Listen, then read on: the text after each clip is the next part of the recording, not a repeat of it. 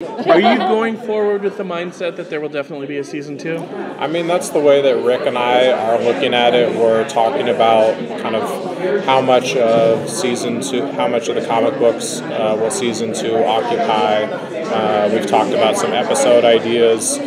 So we're definitely thinking that way, and fingers crossed sci-fi will let us kind of play again.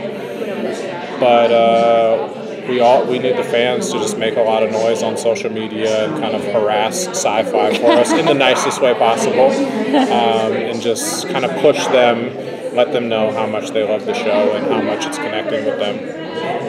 Benjamin and Maria were talking about how shocked they were by some of the graphic kind of content of both the show and the comics. Mm-hmm. So as the creators of the show, what's it like, sticking with this horror, incredibly gory, incredibly sexy, incredibly, pushing the boundaries kind of storyline? How important is that to you in terms of telling the story?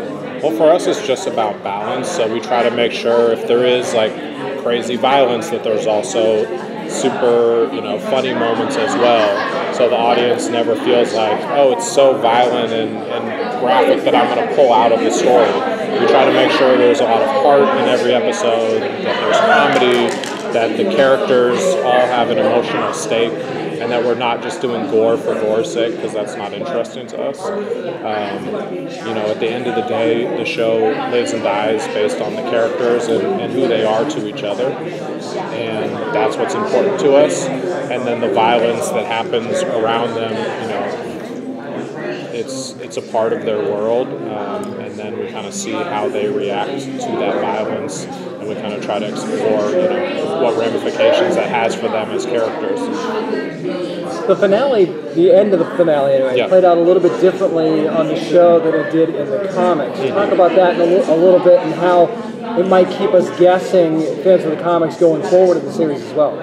Yeah, it's certainly something that we're cognizant of, is that everyone can read ahead and kind of see the major plot points, and we are sticking to a lot of the major beats of the book. We kind of look at the book as the Bible of the show, and we want to make sure that the fans of the book are watching the show and being like, that's what I signed up for, that's what I love, that's what I'm coming to the show for, and we're not disappointing them. At the same time, we also do want to kind of make sure that they're guessing, so there are differences between the show and the book.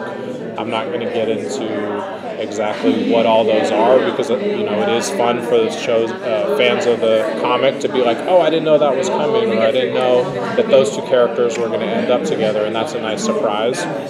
The main thing is that we make sure that we stay true to the tone of the book and the world of the book, and that we honor that. And then if there's, we'll find some places to be flexible in the plot. When you're all breaking an episode in the writer's room, do you put the songs and the music that you might want into the script? Rick is pretty much responsible for picking almost every song. It's really like having Rick Remender's mixtape playing. Nice.